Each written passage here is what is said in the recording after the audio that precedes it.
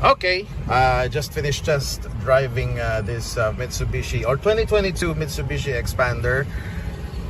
It has great NVH, great shifting points, great suspension, good stereo with backup camera. Of course, it's got the electronic brakes and auto hold function, and it's keyless entry. So yeah, that's it. I'll just keep you posted if whatever decisions